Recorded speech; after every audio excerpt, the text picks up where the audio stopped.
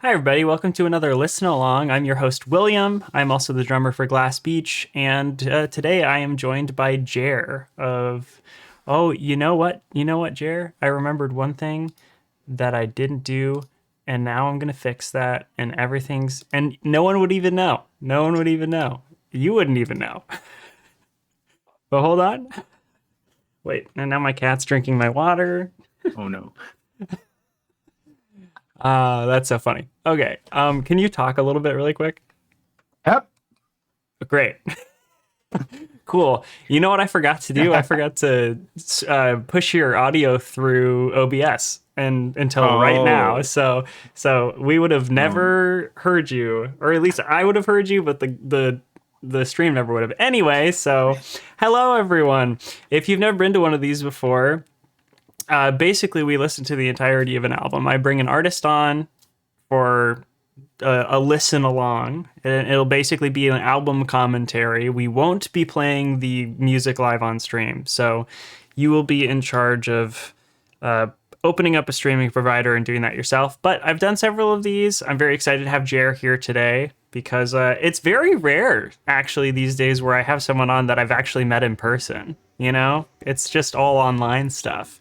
But I'm very excited about that. That's so cool. We got a lot of people here in chat. That's cool. A lot of first timers too.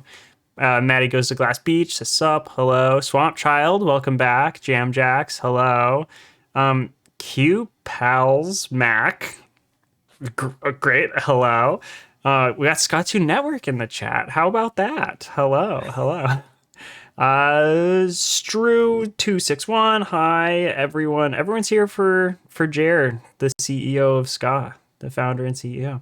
Brigados, hello. Hello everyone. Eichlers, hi. Hey, speaking of Eichlers, I did an Eichlers one. There's an Eichlers listen along. You can find it on the Second Class Beach channel. And in fact, I'll type into the chat here. I have a bit.ly where you can find all of the ones that I've done so far. It's bit.ly/listen along YT. And that's a capital L, capital A, capital YT. That's important because, you know, it's a bit.ly. And if you don't do that, then you won't find it. But I put it in there. That's where all of them are. You can find the Eichlers one. I'm going to pull up an image really quick, just so you can see. First, I'm going to visit the band's website or Bandcamp. We're going to encourage you to purchase the album and some merchandise if you can. I believe, Jerry, you have vinyl right now, right? Yep. Hell yeah. Sure do. Yeah, and then like I said, if you have the means, I encourage you to support Jer in this time. And then after that, we're going to open a streaming provider of your choice.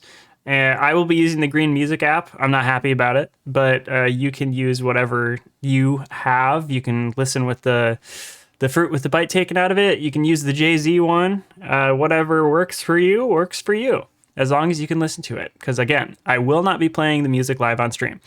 Then we will do a sync. You'll wait for a 3, 2, 1, go. For me, that wasn't it, but that's what it's going to sound like when I do it, and we'll all hit play on go. So it'll be 3, 2, 1, go. We'll hit play on go. That also wasn't it. It will happen imminently. I'll get rid of that image. Last thing, exclamation point listen in the chat. We'll bring up 2 links. The first one, thank you, Swamp Child. The first one is the link tree for that Jer has for everything going on. And then the second one is specifically the Bandcamp link to the album we're listening to today, which is Unbothered. Didn't think that was a tongue twister until now. Yeah. And in fact, let's take a look at that Bandcamp right now. And with it, hopefully, I will have put Jer on the screen. So here we go. Here's Jer. And nope. Jer's missing. That's okay. Where am I? I'll grab you. And there you are. I've done it. Okay, great. Hello. I'm alive. Hello. Welcome. So happy to have you. Been following Thanks for having me. your stuff for. I was a fan of Scott2 Network, and then of course, you know, fan of Jer, fan of pretty much everything you've got going on. I just you're definitely a beacon of light in the scene, I'll say. Thank you so much. I'm going to take a look at your Bandcamp now, if I can find. There we go. So I'm going to peruse essentially for a moment.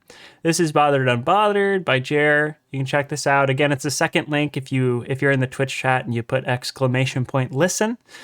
And can I ask who did the album art?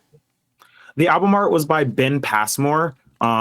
They're a really dope comic artist that makes a lot of like revolutionary artwork. They made that comic Your Black Friend, which I believe is like their most popular comic. They dropped that I think like 2015 or so. And yeah, I just hit them up being like, "You want to do this thing?" And then they agreed. And I was not expecting to get a yes from them, but I was like, I'm just gonna shoot my shots with this record, and they crushed it absolutely. Oh my gosh, yeah. It's amazing. I love it so much. It's interesting to me when an artist like has a depiction of themselves for the album cover, because Mhm. like I know other people who don't like that, but I particularly like that. Yeah, I always like to see like what they do with it, because like even all of your promotional like photos and stuff, like on your Bandcamp for example, like the image that you use there, and then your like banner image at the top, like I just think there's a lot of style in there, like, thank you. and that's cool. I like to see those. There's another artist that I'm blanking on right now that has like an 80s homage sort of like portrait photo for their album cover that's coming out pretty soon. I really wish I could remember the name, but I saw that and I was like, it's just a portrait photo of them, but it's so stylistic. It's so cool. Yeah. And I love that stuff. Yeah, Sam, I'm 100% here for like the aesthetic of everything. I've had the vision of this record having a very like 90s hip hop aesthetic. I spent weeks just diving into like as much content on like artists from back then as I could find, like promotional artwork, like things they did like on MTV and stuff like that. And I created a huge inspo folder for everything just to have the aesthetic of this record be where I want it to be. So, What are you one for making like playlists of songs that like not necessarily that you're referencing, but like that are inspiring you while you're making your records? oh, absolutely. Yeah. There is a Bothered Unbothered inspo playlist that is Oh, exactly that. Yeah. yeah, that makes sense. Hmm. Cool. Well, again, exclamation point listen. The second link is Bandcamp. I encourage y'all to check out the vinyl here. We have the red pressing, we have the blue pressing, and you Yep. have CDs that are sold out apparently. Oh, I guess they are. And you had a two-tone splatter press of the vinyl that's sold out. So Yeah. missed that. And your cassettes are sold out. Wow. Congratulations. Thank you. Thank you. Okay, cool. Well, I'm going to move on to the listening screen. And with that, let me find my OBS again. There we go. And you're gone. You're gone here too. What have I done? Oh, no. All right, I'll find you. I'll find you. Here we go. I guess I'll do this one.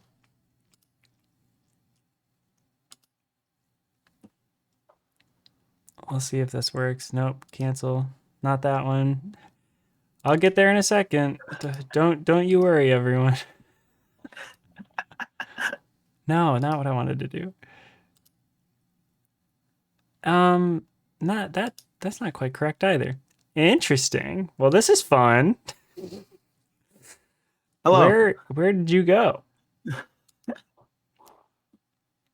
I must be able to find you somehow. Let's see. I guess I'll just reposition you. Wow, that's interesting. Up we go. And it's all weird. Oh, this is so strange. Well, everyone, you'll have to just wait for a second while I fix this. This is a good time for you to pull open a streaming provider as I fix this live on stream. Wee! We love it. We love to see it. Here we go. I think a long, long time ago, I watched you track the bass for your Calico Rocksteady cover that you did for our remix album. Yes. Yes, I did And stream that one. yeah, And it reminds me of that in a like very subtly, not like fully, just in that I watched you do that and you couldn't get the bass to come through the DAW at one point or something. And like, Yeah, I think that's when I first started streaming music. Like that was one of the first streams I did recording, and like there was about a good few months where it was never working correctly, and I finally figured out how to do it, which just involving another interface. Like that was the workaround, was just just plugging my using two direct monitors interfaces. out. Yeah, I monitor out my recording interface instead of into my monitors into another interface that then goes into OBS, which fixed every problem I had. Oh wow. Yeah. That's great. Just use two interfaces Yeah, for some reason. Yeah. What a great workaround. yeah, right. Okay, I think I've got you set up now. So Sweet. you simply must open a streaming provider. You have to, because I will not be playing the music live on stream. You'll see beside me over here and the what's happening. Listening to music, the music won't be on stream. Pull it up yourself and listen along. And the current timestamp and the song that we're on are going to be at the bottom of the screen for the whole stream. So if at some point, if you have shuffle on and you don't realize you have shuffle on and it gets screwed up and you're listening to the album out of order and you're like, oh no, I need to fix that. Then you can just like look below and get back on track. Everything should be good. Uh, See if people are saying some stuff in the chat here some more. So Jam Janks is also sadly using the Green Music app. Yep. It's sad. It is sad, but it is also the way that I had followed all of the musicians that I follow. Yeah. And then everyone was concerned that I couldn't find you. That's wonderful. I am here. I have arrived again. Lump of Nicole says hi, Jer and William and everyone else, and then we have first time chatter that says my Green Music app is all set up, yay! And Heck that's yeah. from Mikio Becker or whatever. It is just convenient. Too many birdie. It is just convenient. All the stuff is already there. I agree. I mean, like I think all artists agree with like well, most artists would agree that Bandcamp has like severely dropped the ball with like not having a really good streaming like setup Yep. for their app. Like, cause I follow a bunch of artists on Bandcamp, and then like I follow them on my Green Music app because it's like convenient and it's just a follow button, and then it sends me all the stuff when they have new music out. I get to see it immediately, and that kind of thing gives me notifications. It's really nice, and I'm just like, if that could just be through Bandcamp, that would be great. Which Bandcamp is now like an Epic thing, Yeah. which is Super weird. super weird. Yeah. Yeah. Yeah, good. They're gonna put all of our music in Fortnite. That's what's gonna And happen, and not I pay us mean, for it. there it is. Okay, last call to pull up a streaming provider, and then we're gonna get going. Anything you want to say before we get into it, Jer? Um, not really. Cool. I'm Yeah. stoked. Hell I'm yeah. stoked to talk about it. Yeah. Have you listened to it recently?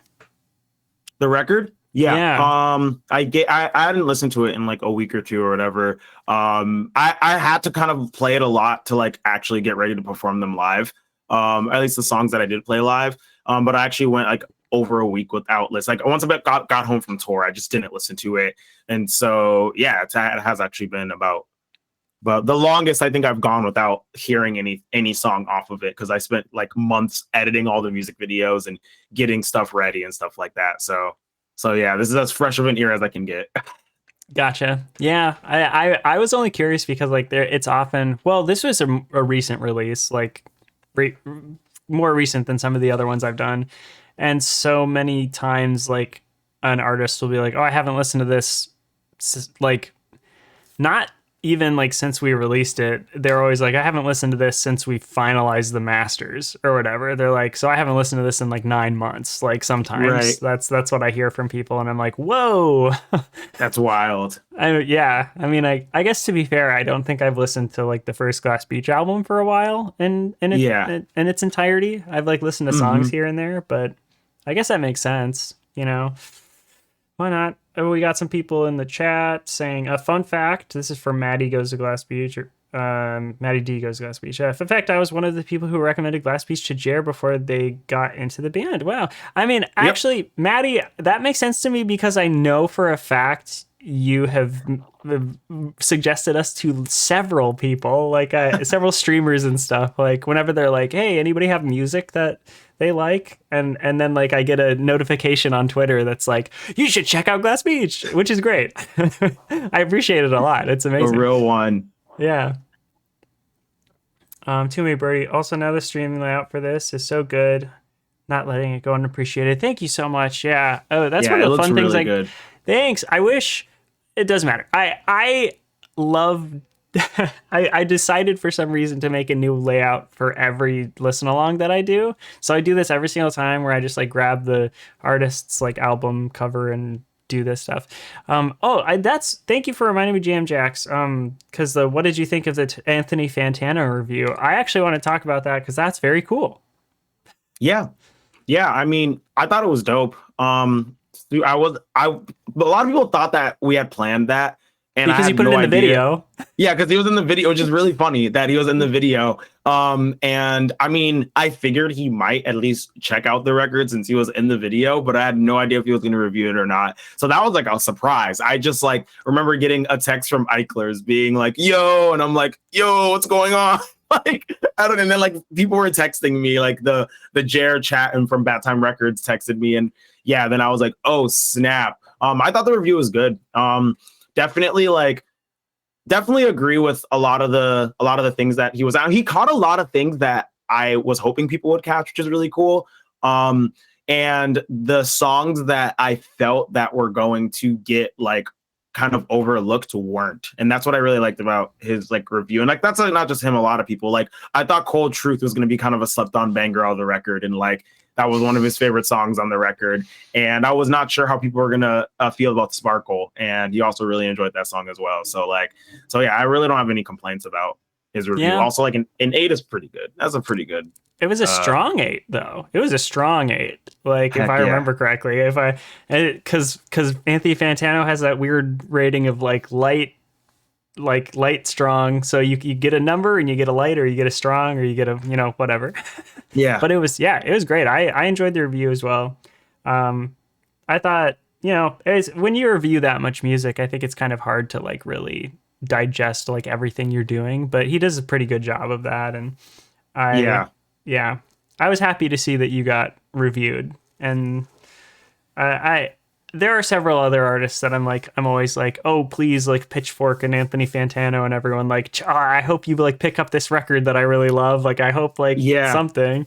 And something about I've noticed about Anthony Fantano that I appreciate in that same world is like Pitchfork and stuff, but it seems like Anthony Fantano actually goes out of his way to at least give things that aren't kind of in that big radar a chance. Cause like Pitchfork will never like out of nowhere review a random smaller artist. They have the means to, but they like won't, you know? So like Yeah, I appreciate Anthony Fantano randomly just like dropping a Catbite review, you know, like, and even if he doesn't review an artist, he'll still like reference other artists in the scope of those bands. Like he referenced Eichlers and We're the Union in the J review as well. So it's like it's clear that he's like going out of his way to listen to other things that people are recommending to him, which adds a level of like humanness to it, where like Pitchfork seems like a corporate entity that is like, yeah, oh, this isn't profitable, we're not going to review it, you know? yeah. I mean, because he's talked about that before too, where he's like, hey, I do these like bigger reviews, like I review like Logic and Chance the Rapper and that kind of stuff, so that I can review smaller artists, and Yeah, which is cool. I think that's a good format to have, because like yeah, obviously, we're not gonna bring in the views that those like bigger albums are, but it's cool because then he gets us out to more people. And I mean, an Anthony Fantano bump, it is oftentimes more of a bump than when Pitchfork reviews you, which is cool. yeah, yeah. And yeah, okay. Well, this is the last call. I've already done the last call, but pull up the streaming provider. We gotta get started. We gotta do this. I'm gonna pull mine up right now. I will do the countdown imminently, so everyone prepare yourselves. It's gonna happen. The last thing I wanted to mention, Jer, is you are touring a lot. You also did that. You got the video with Hate 56, which Yep. is amazing. Yeah, that was so much fun. Did not expect that to work, but I can't believe you the just magic like of Twitter. tweeted. Yeah, you just tweeted at Sunny and you're like, "Hey, you want to shoot a ska concert?" Oh my gosh, that was very funny. Like it was Yeah. funny to watch too because I saw you do it and then I was like, Yep. "No way." Yeah. Yeah, that's awesome. That's very cool. All right, I have my Green Music app open. I hope all of you are ready or prepared. We're doing this. So, I'm about to do the countdown. This is the stressful part. I apologize, everyone. We have to do it perfectly or it'll ruin the stream. No, it's fine. Okay. Oh, and of course this isn't working. Why would it work? You know? Okay. All right. I have mine ready. So, this is Bothered Unbothered by Jer. And the first song is Bothered. 3, 2, 1, go.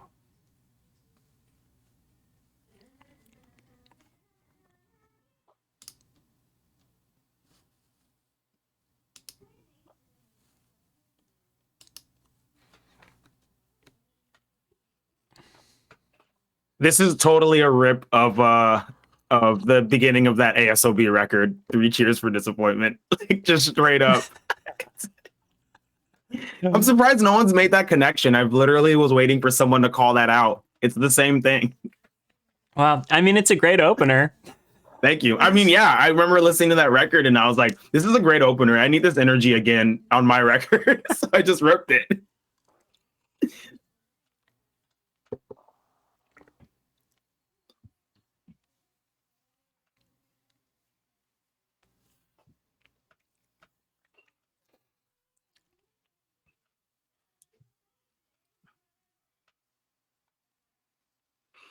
Yeah, I was like listening back to this and thinking about it. I'm like, I was listening to so much Jeff Rosenstock when I wrote this song. Yeah. It's very Jeff. Well, Jeff especially B. this part. Oh yeah, yeah. It's so like very, but specifically a lot of ASOB. That's like what I was like really listening to. I wrote this like right before Ska Dream had dropped. Yeah, before it was like over a year. Actually, it was a year before Ska Dream dropped. So Wow. Okay. yeah. Yeah, I started most of this I wrote in 2020. It just took forever because of vinyl, honestly. Yeah. Yeah, that makes sense. And then because I think I talked to you a long time ago, and Might you have been sent like pre-COVID, yeah. yeah you sent me a SoundCloud link to like the album like a super long time ago too, and I was just like, whoa, I can't wait for this to come out like 6 months later or something like. Yeah. Yeah. The songs were sitting on SoundCloud for like almost a year. In fact, it might be, yeah, it was about a year. Some of the demos were already up like a year ago. Oh, I'm reminded now that I saw you play with Jeff Rosenstock. Yes, at the That's Scout right. Dream show. Yeah, and that was when we are the no that would did Jer open? Yep, That's right. Yeah, so That's originally the Jer record before vinyl got really messed up, it was supposed to come out in 2021 in October. So those Jeff was like, do you want to play these shows to like, you know, as like kind of like a release, like help release your record? And then we didn't play the shows because Yep. Yep. Or we didn't play the shows. The record didn't come out. Sorry. I had a queue built up on my Spotify and it messed me up. No, it's okay. I knew what you were trying to say. Yeah. Yeah. Yeah. And this song is You Got Your Blank Card Revoked. Yep. Yeah. So the blank is leave it up to your imagination, whatever it is. Originally, it was going to be called You Got Your Black Card Revoked. But then, like, as I was writing it, the lyric started lending itself to like part of my queer identity. And then I was like, well, I guess it could be queer. And then I was like, you know, if anyone's listening to it, it could be brown, it could be trans, it could be like any of these things. So I was like, you know what, whatever 5-letter word that applies to your identity, it could be that. Yeah, this is like, A definite contender for like maybe my favorite song on the record, honestly. Thank you. Yeah, it's like really funny because this song I kind of started writing as like not lyrically but musically. I have the instrumental before the lyrics, and I started writing it almost as like I played it as a joke because it's like a jazz progression. It's like a 2-5-2-5-2-5-1 type thing, and I used to play that a lot on piano, just like messing around. It has a very like New Orleans vibe, and then I was like, man, what if I just played this progression behind some really big punk guitars, and then I started playing it. And I was like, wait a minute, this is like really cool. Oh, hell yeah. I love those like kind of like circular chord progressions too. hmm Yeah.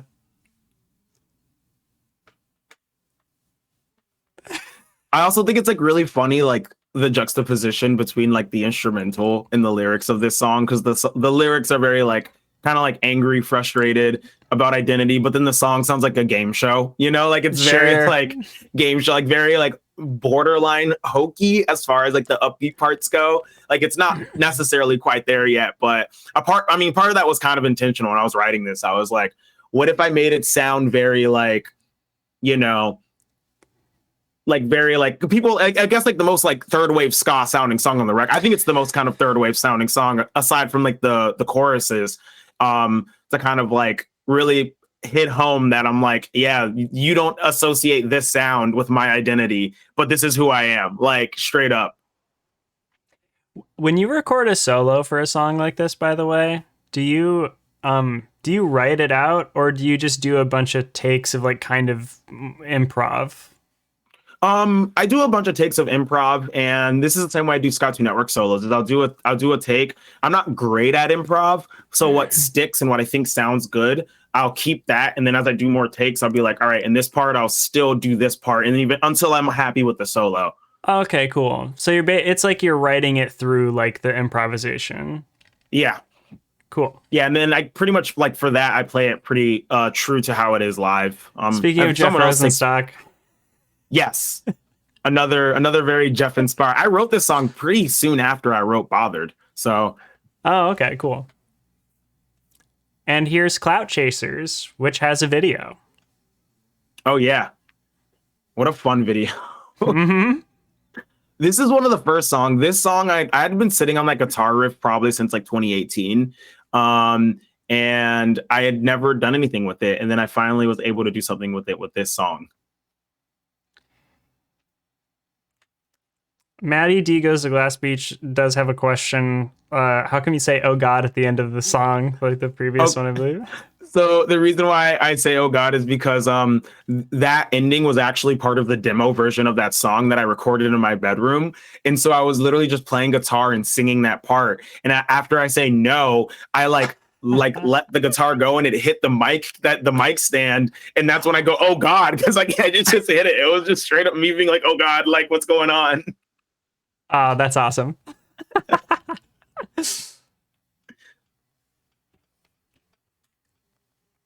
This is definitely the pettiest song on the record for sure. Oh, for sure. It's like No every other song contest. has yeah, every other song has kind of something very important to say about like a social or political or economic standpoint. And this one's just like, man, if you hated ska and you're not trying to be my friend, I hate you. Like that's it. Oh, also, not Canadian Moose in the chat wanted to say can't stay, but just checking in to say lots of love from Ska Morph Suit Guy, which Oh heck yeah. which was at the show. Yeah. Yep. Yep. Iconic. Thank you. Oh,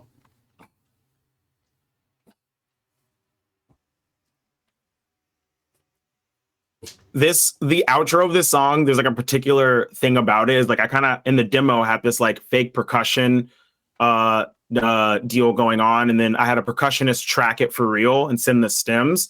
And when we got the stems, he kept tracking longer than he was supposed to. So if you listen under like the punk guitar part, there's this like Latin percussion groove under this yeah. like almost breakdown, and it's like it's so good. And we were in the studio like, wait a minute, we gotta keep that. Like, I love this part so much too. mm-hmm. Yeah, it's my favorite part of the song for sure. One of my favorite moments on the record. That whole like that whole section. I was listening to a lot of salsa too when I wrote this like part, like a lot of salsa, and like there's a ska band called Ska Cubano, and they're a Cuban ska band that mixes like salsa, mambo, and stuff like Afro Caribbean stuff with like ska music, and that was like a big inspiration that kind of made its way into like the outro of this song. Oh hell yeah! And this is Cold Truth. This intro's so good. This freaking riff here. Oh my god. I like realized that that opening thing. I mean, like there's like a popular song. I can't remember the name of it. It's like a punk song from the 70s. But I was listening through the specials, and there's a special song that actually does that too. And I'm like, oh, I think that's where I kind of subconsciously was like, yeah, this rhythm more so from the specials than anything else. Also, so my friend asked me, is the opening lyric of this a Real Big Fish reference? And I was like, what do you mean? And they're like, get out, don't want to see you again. Average Man by Real Big Fish. And I was like, oh no, I just subconsciously did that. Yeah, that's you. That's you paying homage, you know? Yeah. Let's go with that. Paying homage. There's honestly every song has like homage to like something. Like in Revoked, a Walking Contradiction is a homage to Isn't It Love from Steven Universe movie. The Sock Drawer line is an homage to Woolbright because they have their song Sock Drawer. So like I do that a lot, like in Decolonize, there's a No Name reference and a Jeff Rosenstock reference and a Bad Operation reference in that song. So like there's like a lot of references in like from two other songs, and that's something I just love to do in my lyrics. Yeah. Yeah. I love a No Name reference. I've been trying to sneak Everything Is Everything into one of my songs. Yes. Just that because No Name uses that phrase so much, and it's like really great. Like I love that. Yeah.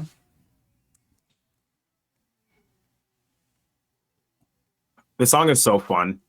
I was like trying to make it a ska song, and I was just like, nah, this needs to be a power pop banger with some real catchy lead synth.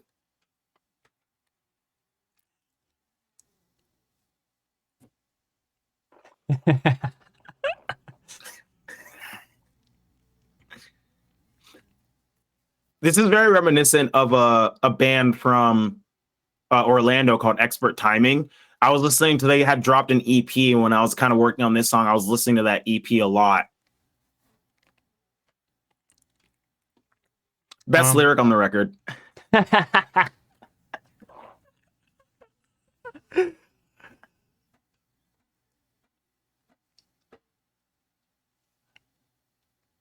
Yo, whoa. Yeah. That's so good. Yeah, this whole outro sounded completely different. Not completely different, but all that backing vocal stuff was from Reed from We're the Union. She produced the record, and she like texted me after, because I'd record everything in California, and then I just like went back, and she started working on it on her own and like adding stuff in, and she's just like, you're either gonna love or hate the end of Cold Truth, but I just spent a lot of time on it. And when I first heard that out, like the last chorus, I was like, you just elevated this song so much. Like she is a genius when it comes to like songwriting choices. She elevated a lot of these songs to like the next level, honestly, with like the choices that she made. Fuck yeah. And this one is Decolonize Your Mind.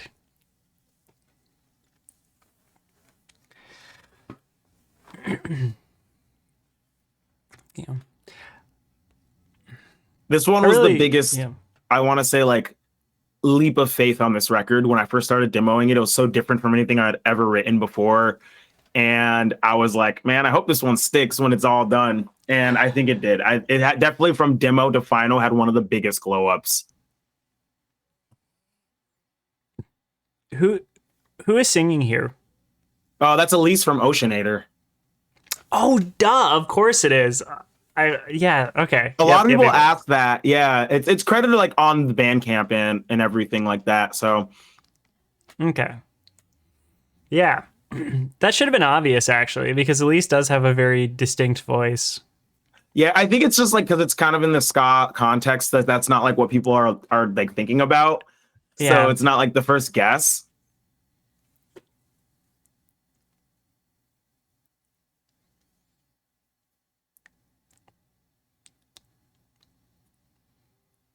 The first rap verse. Mm-hmm.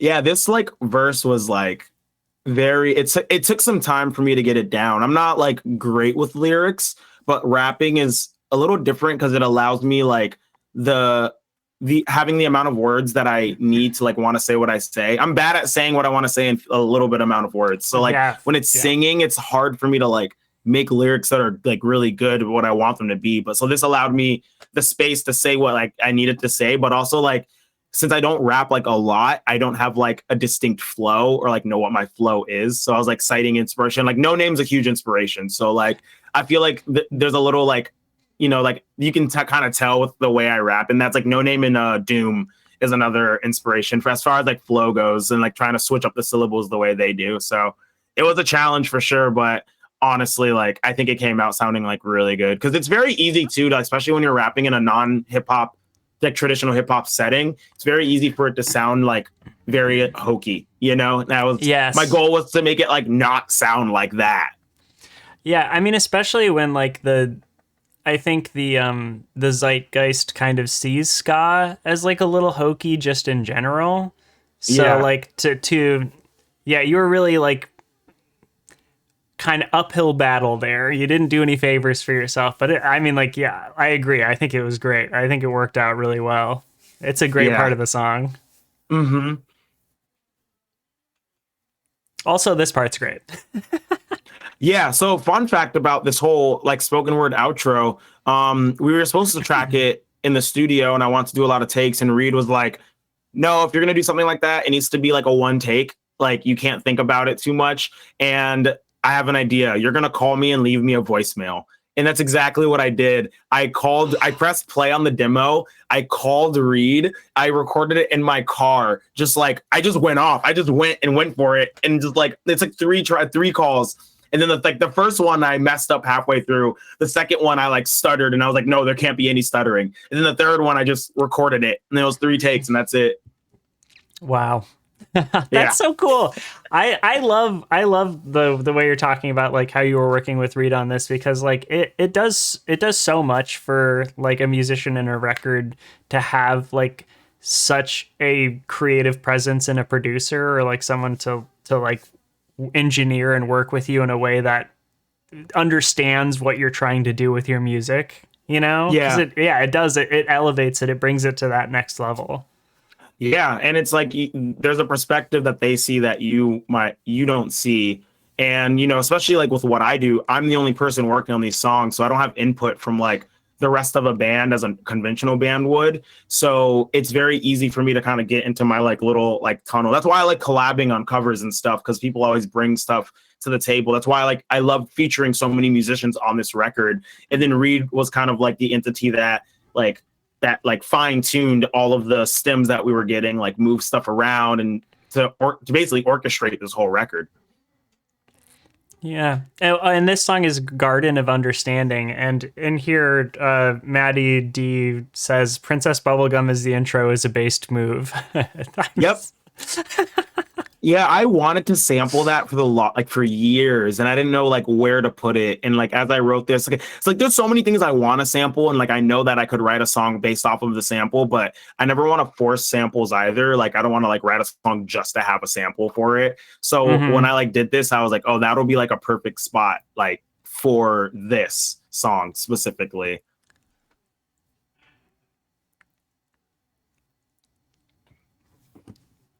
This was another one of those ambitious songs too. This like that. This was one of the earlier songs on the record. I was listening to a lot of Fishbone when I wrote this song. It's very much a rip of Unyielding Conditioning. As anyone who follows me knows that I firmly believe that's the greatest ska song to ever come out of the United States of America.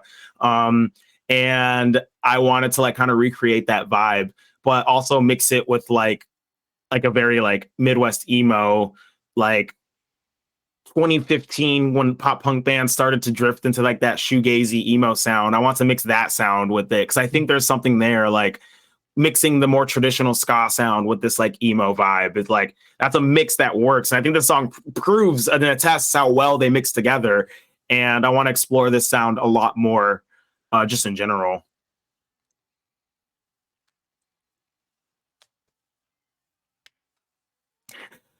Did I clear the sample? Is the question. Listen, Cartoon Network hired me, okay? Yes. You can use whatever you want of theirs now. Yeah, right. I think that's how it works. Yeah.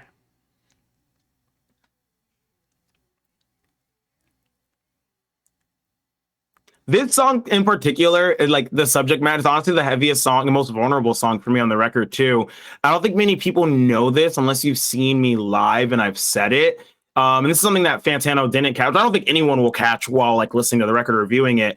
This song is about the inevitable fear of being outed to your family. And is actually specifically about my family Oh. finding out that I'm queer. That's like what this song is about. And so like that's like a perspective that people don't like. Obviously people think it's just about like just bigotry in general, but I'm like it's like definitely like the most vulnerable song on the record.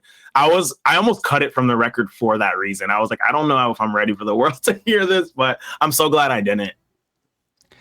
Wow. I mean, I guess I didn't realize that that would be like a fear of yours just because like you're so queer online. Yeah, well, my parents were born in the 50s, so they don't know how to use the internet. That's like kind of what it is. I mean, like my dad works on computers, but they're just not like terminally online the way like even Gen X or any like they're actually boomers. They remember when MLK was assassinated. Like, Oh, okay. yeah, All they're right. like boomers for real. I So see. yeah, they were 38 and 37 when I was born. Like, so Oh, wow. That's probably really similar to my parents actually, but that's only because I'm the youngest in my family. Like, yeah, yeah, same. and this I'm the song is youngest as Maybe, well. by the way. But you're the youngest as well, yeah. Yeah. I actually don't know how old my parents were when I was born. I'm trying to think I about had it. to do the Like, math to figure it out. I was like, how old again, or whatever. yeah, I'll do that later. I'll Yeah, figure it. right. So this Jam guitar Jacks. riff for Oh yeah, maybe, say it, yeah. yeah, I wrote this guitar riff in 2014. It was one of the first things I ever, when I started writing emo music, I wrote it, had nothing to do with it. I was like, I don't know how to develop this into a song, so I'm just gonna sit on it. So sometimes if you have a cool idea, sit on it, because 8 years later you might use it. I completely I do the same thing. I like literally have 100 like guitar parts that I've never figured out what to do with. Just like Yeah, sitting on my desktop, one little day the time will come. voice. Yes, I completely agree. I'm trying. Yeah, I every so often I'll be writing a song and I'll try to sneak a riff in. I'll be like, "Whoa, Yeah, does this work?" And then I'm like, "No, it doesn't. It's not the yeah, time. Not the time." yep. Jamjacks does say, "Did you and Jeff work for Cartoon Network like So together or yeah?" So yeah, Jeff is the composer for Craig of the Creek, and Jeff has hired me multiple times to record on some. I've recorded on maybe like 8 or 9 episodes of the show, just doing like brass in the background. Something someone pointed it out to you, you probably won't even notice. But yeah, like we worked on that. Jeff hired me, so just to like do the thing rather than like Cartoon Network hiring me specifically to work with Jeff. That's kind of how those shows work. It's like if you're working on a show, it's not the network that's hiring you. I got hired by Cartoon Network to perform at the Steven Universe panel. That was like Cartoon Network hit me up about that alongside Rebecca Sugar to do that. So that was another instance where I actually did like get hired by Cartoon Network in general. This song also had a huge transfer. So here's the thing about this record people also don't know. The original idea that it was going to be a dual LP. It was going to be two records that were going to drop at the same time, one called Bothered and one called Unbothered. Unbothered. And Whoa. had I had the time to fully do it, it would have been really cool. And maybe was going to be the end of the Bothered LP, and then definitely was going to be the beginning of the Unbothered LP. So this song is kind of like the mixture of both of those songs, like stylistically. That's why like in the last part of this song, I say maybe, wait, no, definitely, because that was supposed to be the beginning of definitely. Oh. Oh, Yeah, and then okay. every song on the record was going to mirror. So as you listened through Unbothered, it was Whoa. going to Okay, be a yeah, yeah. mirror of Bothered. Yeah. I mean, wow. Yeah. If you ever get time to do something like that eventually, that sounds Oh, pretty amazing. I love the idea of like that of a dual LP. That'll probably be something I want to do in the future. And that's why Unbothered exists, because the only two songs that finished from both was Bothered and Unbothered, because Uh like obviously they kind of like that's like the whole theme of the record. A deluxe edition with the dual LP, ooh, that'd be ooh, kind of like that idea.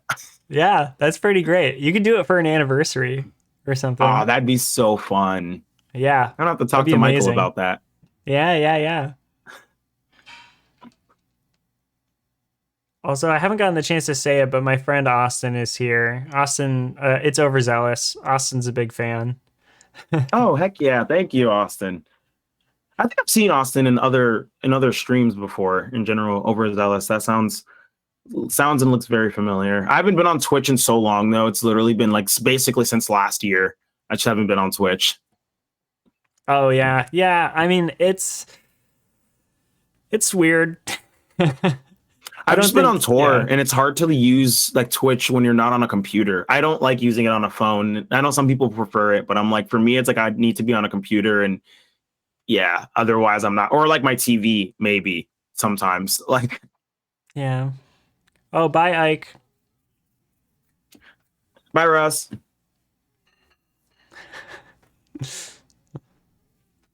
Okay, and this is "You Can Get It If You Really Want." Yep, the cover. So funny. I was like very adamant about not doing covers on this record because everything else I do are covers. Mm-hmm. But the solo, the same thing is like I don't cover ska songs. The sole exception is if I do, it's going to be paying tribute to like the roots of the genre. So like I wouldn't cover like a third wave ska song probably ever. But if I did do a cover, it would be like a reimagining of a Jamaican ska song. That's the only way could justify it to myself. And this is again, it's by Jimmy Cliff, one of the original like reggae artists. And like Desmond Decker has also performed it. That's the version I know is the Desmond Decker version. So I chose this song. Originally, it was going to be like it was between a few other Desmond Decker or a Scotalight songs, and then I chose this one because it actually kind of narratively fits into the theme of like the record. Like very like a lot of people don't even know it's a cover, like or at all. They just think it's part of the record, which is like why I chose it. Oh, I for sure, until you said it, I didn't know. Yeah. Yeah, It's like I did not know. it's a treat to those who like really know their like ska and reggae roots. They like hear it and they're like, oh, like every show we played it at, and like every time people have come up to me being like, yo, mad props for the Jimmy Cliff cover. Cause that's like if you're not super into ska and reggae, like to the point where you know like about all of the roots, like you won't know this song. So that's another reason why I chose it. Like I didn't want people to like get deterred to the idea of me doing a cover. I wanted to be like, it's a treat for those who know.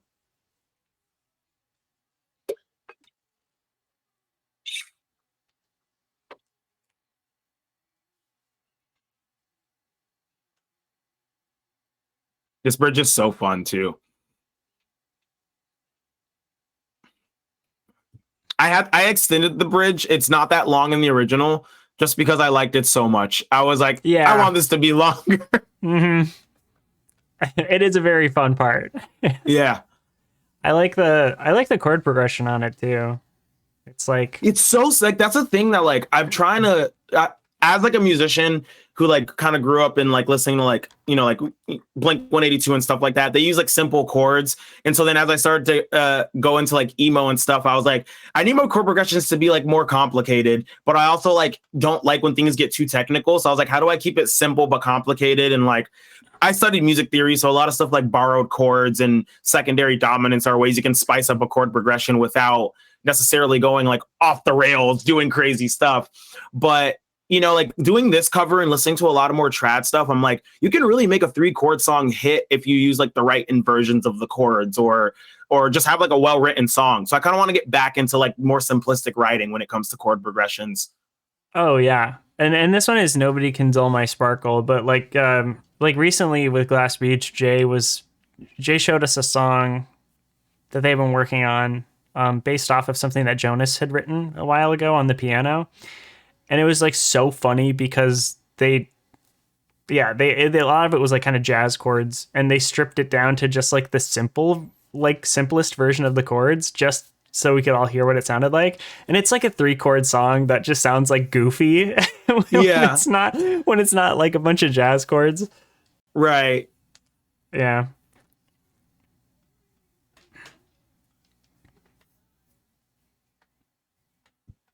This was another song that was very much like I didn't know how people were going to perceive it. I was listening to a lot of Amine, the rapper, when I wrote it. And if you listen to like Amine specifically, the Yellow record, I can't remember, it's his first record, and you listen to like the songs on that and then listen to like the verses of this, you can tell like the flow is very similar where it's to his flow.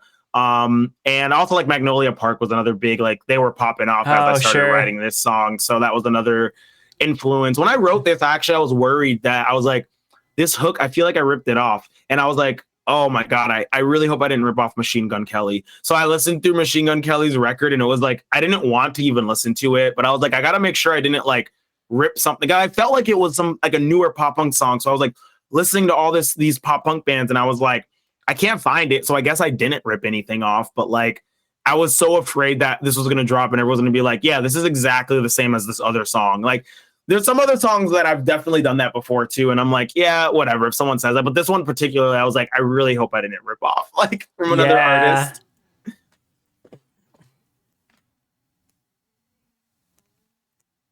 Awesome move to have a song named after Craig of the Creek line. Yeah, that's also another thing. That song was named after Craig of the Creek. And I had sampled Craig of the Creek as well during this section.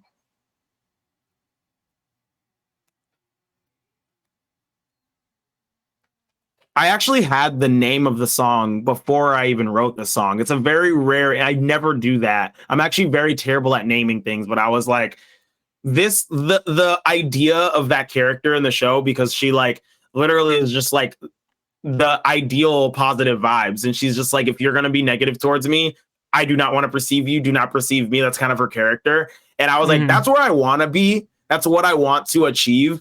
And I want to make a song that like represents that. So that's why I kind of like wrote this song around the idea of Sparkle Cadet and like that line, nobody can dull my sparkle. I think there needs to be more like posi-core, you know, more people who are like, Mhm. it's like affirmations, you know, that whole like meme thing where it's like making an affirmation. That's pretty much what it is. It's like, even if someone is dulling your sparkle, be like, nobody can dull my sparkle. Affirmation, next Jer merch. Like, Wow, we're here already, unbothered. that was quick. Wow. Yeah, that was quick. Yeah. 30 minutes ago, I was bothered, and here we are. Yeah. What a change. What a journey. Yeah. This intro is so chaotic. It's in 5/4, and then it switches to 4/4 towards the end. Like, it's very reminiscent of like drum corps, which is like something that I spend a lot of time doing. There's like a lot of syncopated like horn parts underneath all of the chaos.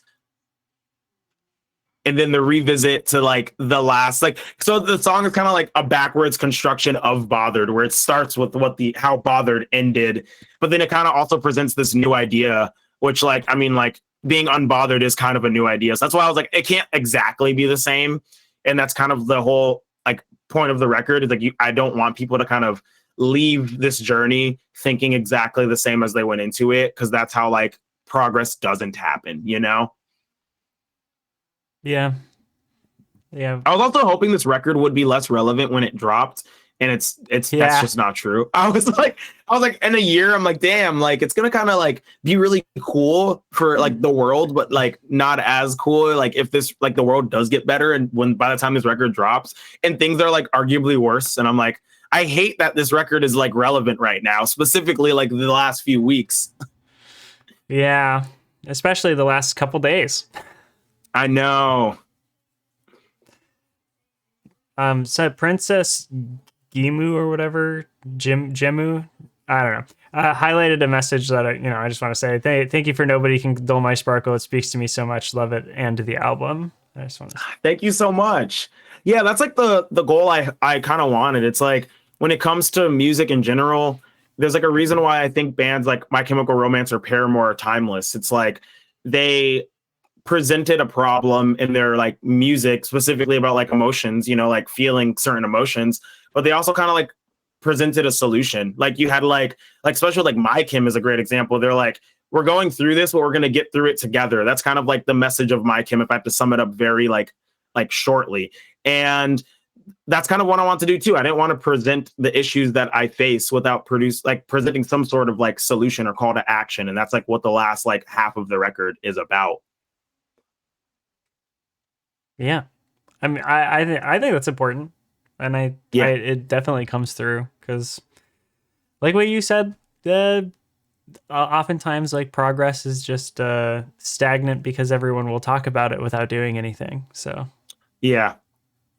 Also, Carlos and Insane in the Rain music crushed that piano part at the end because a lot of people ask me about who played that or whatever. A lot of people thought it was Esteban, which it wasn't.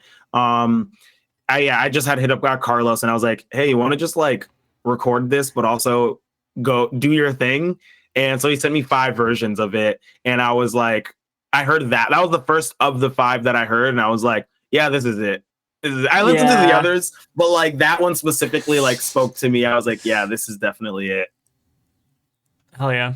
Wow, I that's see, I like that too. It's like I guess the through line is just that you know how like you know who to work with and you know how to like work with them because like hearing the way you talk about Reed, the way you talk about the other musicians that you work with, it's like you know it sounds like you just like know how to get the most out of them for your Yeah, and for your like it's the projects and same everything. thing with art and like people always ask like how do you make so many great merch designs? And to me it's like it's not necessarily that I'm not making any of the designs. I just have the idea, but like it's the artist that makes the design. And it's like the reason why it works well is because when I get a design idea in my head, I I like ask an artist I know that can deliver what I have in my head. Like if one artist has a strength like using like primary colors, like I use a lot of primary colors, I'm probably gonna like go to them. I'm not gonna ask an artist that like does watercolor paintings to create a digital merch design, like but I feel like a lot of people think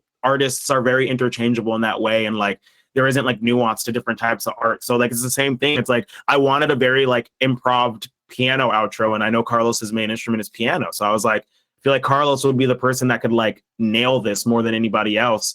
And like my scope of people, same thing with like Reed. Like I went to record that record with I could have recorded that record in my house, but I knew I needed a Yeah. producer who knew the vision I wanted to see. There's not a lot of people that understand all of the genres I was mixing together. Reed's one of those people that does. So I was like, I want to work with her so she can not only be there and tell me I can get a better vocal take, and I'm standing too close or too far from the microphone. Those are things that I forget about all the time. But also, like, she has the ear and the mind to really make the song, elevate the songs to where they need to be. Yeah, that's awesome. And I love to hear that. And it's like just the way you talk about the musicians you work with is like really lovely because I think oftentimes like artists will either forget to mention the people who like worked on stuff or they'll like be kind of secretive about it. Not like secretive, they'll credit them, but they'll be like there's too much of that idea of like I did this all myself, Yeah. that kind of mentality. And so it's just cool to hear. And oftentimes when I have someone on, they like go out of their way to mention like, oh, like this person, like you wouldn't know, but it's like this person. And I have that like feature, like I put them on in the credits on my Bandcamp and that kind of thing, which I appreciate a Right. lot. Yeah. Yeah, I Very mean, cool. like we wouldn't be able to do this thing without, community and just in general, not even Yeah. just community from like the musicians who have helped, but like the people and artists and bands and all of the people who go out of their way to like promote this record, post about it, show their friends, like support. Like if Jeff didn't take me out to play those shows, there would have been probably a good amount of people that didn't otherwise even know Jared would have existed. Like that was a big thing that had helped. Like the Fantano review caused the biggest spike in streams and purchases we had in the entire record cycle. And then there were like other independent, like Riot Fest put out an article about it. Like, so it's like those individuals who help do the thing is like why I'm able to be where I'm at with this record. So that's why I think it's important to like acknowledge the community that is helping, and regardless which way it is. That's another thing about music in general. It's like people often be like, will thank bands and musicians, but forget to thank like, the people who write the articles, the photographers, the artists, the people who do everything else in like the music scene that makes the music scene what it is, but they don't get the recognition that the band playing the show gets. And I think it's important to Yeah. like constantly show, and like the people who show up. That's also another thing. It's like the people who like even like if it's the person who shows up to every show and they have like this jacket that they've worn for 20 years and they're at every single show and they're like that one person in the scene and like they do some weird thing where they like rip a shirt and patch it onto the jacket at every show. Every scene has like that person who's like at the show that does the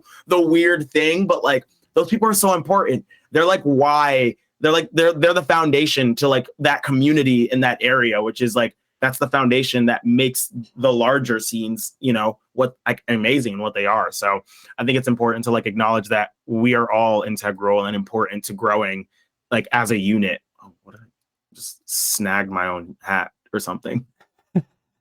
Yeah. Well, I mean, like, I completely agree with that. And also, like, I particularly like the way that you have sort of I don't say I like not like a community leader, but the way that you choose to interact with people and the way you're kind of a Scott educator, like and not only that, but like you're kind of just like an educator generally, both in like social, like political aspects and that kind of thing. And I appreciate that a lot, and especially your approach to it, because a lot of people who choose to kind of take the path that you take in the way that you interact and the things that you're willing to like dig into, oftentimes take a little bit more of a cynical approach, which like I don't fault them necessarily, but I do like your sort of back to the like you can't nobody can dull my sparkle sort of mentality. It's like Right. you're aware of the reality of the world and things that are happening, and you understand that like there are going to be a lot of really annoying and sometimes like hateful things that come up, and you do a really great job of talking about that and educating on that, and like, and hopefully, I mean, I don't know personally, but I hope that you're also doing a good job of like taking care of yourself behind the scenes, because I feel like you do a lot of stuff for the community that is like very important.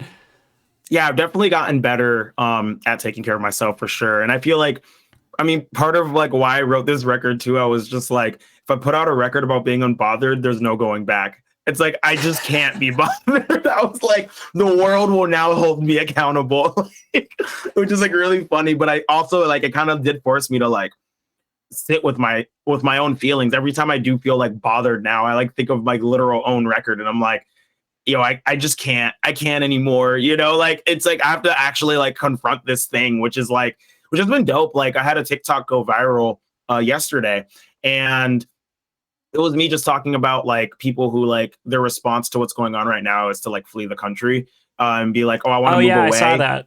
Yeah. And so like a lot of people are obviously in agreement, but there's also a lot of people who are like very like angry at that take.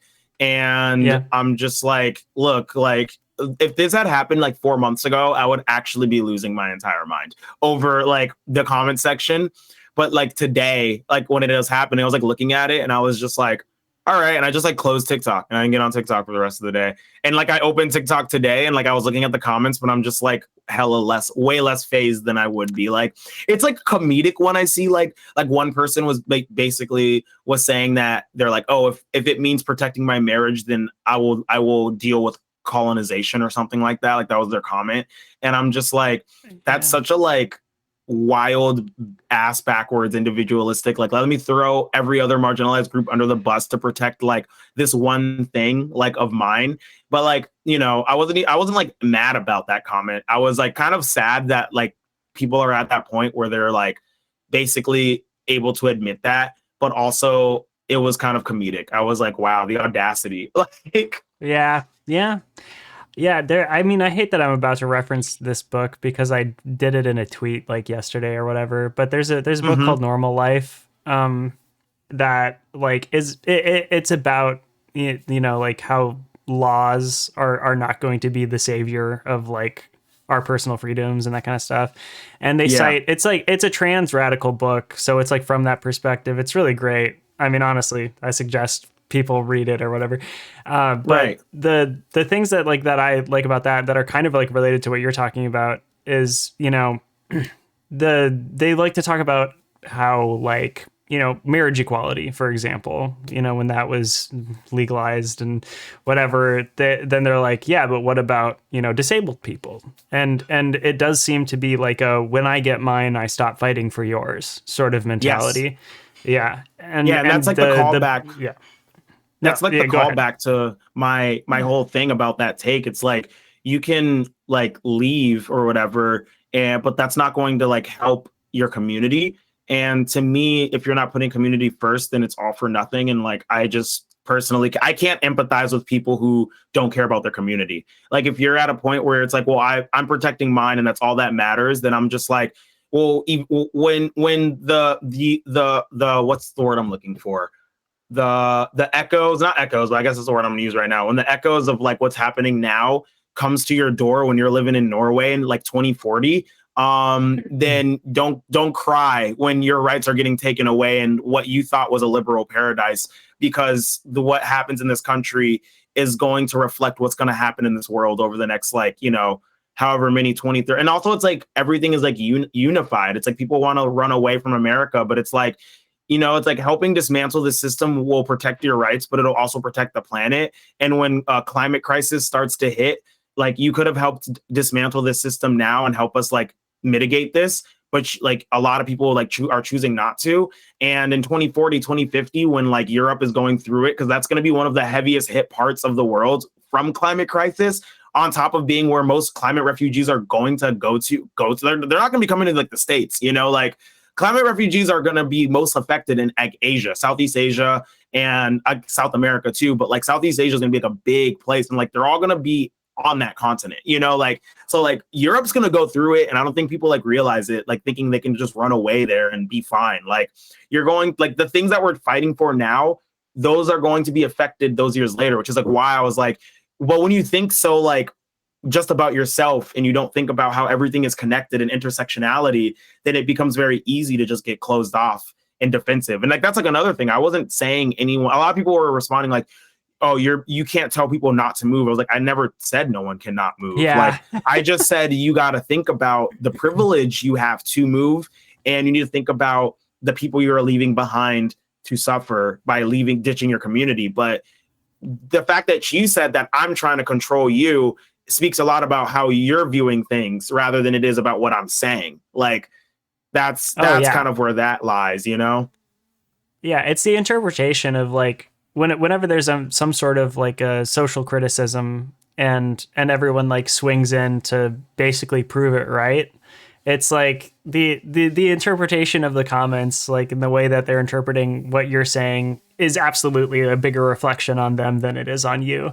Like if someone can actually come out and say like, you know what, this might be a colonizer mindset, but I'm going to do it anyway. Like that's Yeah. really alarming. Like that's not Yeah. great. Yeah, Yeah. I know there were a lot of like that person wasn't like not a unique or an outlier. There were a lot of comments saying things like that. Like one person responded to my video saying, "I don't think you understand what it is like now because women have to live every day in fear and danger." And I'm just like, Yeah, you do don't you just not understand. know like do you not know what it's like being black in America? But also like that argument to me is even more like of a fallacy because it's like like when people say things like that, I'm like, what do you think black women go through? Like the thing here's the thing. Someone else responded. I remember saying something along the lines of being like, they're like, oh, like I might not be black, but I'm queer and I am non-binary and I understand the struggle. And I'm like, okay, but here's the thing: you can go out in public, and if we entered like a state of fascism where they were persecuting people on site for being any of these groups, someone who is white and queer can literally just like hide their queerness to protect this to save their life. And I can't really just, oh, let me just like lower my melanin today so I can like and like let me make my eyes blue or something so that way I don't get like persecuted on site for being like who I am, and it's like to me that just speaks volumes of like how like the white supremacy mindset is trying to like use other marginalized identities to like win this game of like oppression Olympics. And I'm like, that's like not what this is about. And you're trying to kind of like I don't know. You're trying to like make it seem like you have it the worst when it's like that. That's Yeah. not like what we're asking for. We're not asking for any of that. We're just asking for solidarity. And you're like really like centering yourself and making this about you. Like at the end of the day. Well, also it's like in my position, I have never ever felt like any other marginalized group was trying to tell me I wasn't marginalized. You know, as Yeah, like like it's never that perspective. They're just like, no, like we understand that you have like difficulties because like if you're like a cis white gay, like yeah, we understand that there are things that like are negative about the way the world is and that you have to like travel through it. But like what you said, it is very much a solidarity mindset because like it seems like the most marginalized people are always the ones who are the most like empathetic and like sympathetic to other marginalized people's struggles, and then it just does not go the other way. Like yeah. I this is a personal like anecdotal thing, but like literally some of the worst interactions I've ever had about my own identity are from like cis white queer people. Yeah. Like I get challenged a lot in spaces that I'm just like I shouldn't have to be dealing with this. This should be like safer and like there should be this like camaraderie and solidarity and there just isn't. And that's why I think it's so important to like not center yourself and center the idea of community, which is like again goes back to the point of that TikTok. I'm like, we need to focus more on community because there's not going to be true liberation until that sense of solidarity is like amongst the majority, you know, and like these, especially like in the left, but also just in general. And like a book that I've been reading, I was reading it on tour. I need to like get back into finishing it. Is "We Do This Till We Free Us" by Miriam Kaba, and actually in the song "Maybe," the line about discipline being a hope is a reference to like her. Like she has a whole chapter in the book about that. That's like a thing she says a lot because it's like hope isn't the isn't like an idea of like a miracle will happen. Hope is like you have to have the discipline of making the active change every single day. That's what hope is like creating the material condition and learning how to be disciplined and not, you know, turning on your ideas or like giving up. That's like what hope is. And so a big part of like her book and reading that I've noticed is she talks a lot about collective care and community care, but also all the work that I don't know if you know anything about Miriam Kaba, but all the work that she does is she's a prison abolitionist, but she focuses like queer Black women to the forefront. Because if you liberate queer Black women through all of their Yeah. struggles, everyone else will be liberated. So like if you Yes. focus on the liberation of Black of the queer struggle, the Black struggle, and like women, then you will by proxy like every problem that a cis white queer person has will be liberated in the process. So it's like when Yeah. you're choosing to opt out of protecting them, you're choosing to opt out of protecting everybody, you know? So that's like why, and also like disabled people as well. Like she also focuses Yeah. on that Yeah. too. So it's like, but again, when you liberate that system that is targeting these people, again, everyone will be liberated. So that's why to me, it's more important to not run away from the problem. Obviously, like if there are certain conditions where people have no choice but to leave, but it's again, like, and this is a point I made in the comments, and a lot of people made this point, the people who need to leave this country the most are the ones that don't have the means to. And the people who are actually, or who have actually, like in 2016, when they chose to move to Canada or like to Europe, those are the people with the most privilege and the most money. And it's like, if you have the money to just up and leave this country and not worry about like anything, you probably have the money for healthcare. Like, that's just the truth. Like, the people who like need the healthcare money the most, just they don't have the money to drop to move to Europe. Like, I can't even afford to move out of Florida. I was ready to like use Yeah. my life savings just to move to California. And even then that was going to be like, I don't know if I can do that, let alone like move intercontinentally. Like, but that's a hard Yeah. pill to swallow for some people. So Yeah. Yeah. And I mean like it's hard enough to just move like in the same city. yeah. Yeah. I was It's looking into moving into another house and I was like, I'm just staying here. Like, I didn't know if my lease was going to be yeah. renewed because I already told my landlords I was moving for months. So I didn't know if I could renew my lease. Thankfully I could.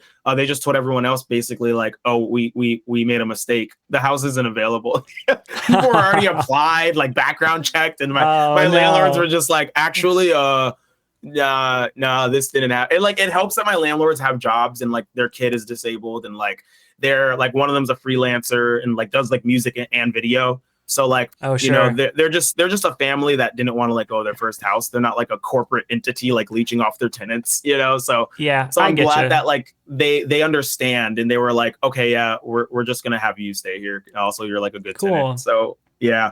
So I was Yeah. fortunate in that aspect. But yeah, I was looking into the cost of moving just to another house in Gainesville, and I was like, yo, I gotta front like a lot of money that I don't have just to make that happen, you know?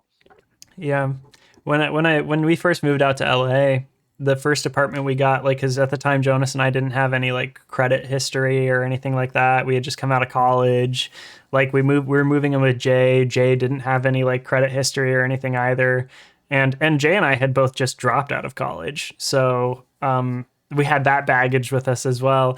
And the first place we found that would actually accept and even accept an application from us required first month's rent, last month's rent, and security deposit all at once. And it was Yeah, it's like like, so $7,000 or something like that, or yeah, it eight was thousand. an enormous amount of money. Yeah. And Yeah, yeah.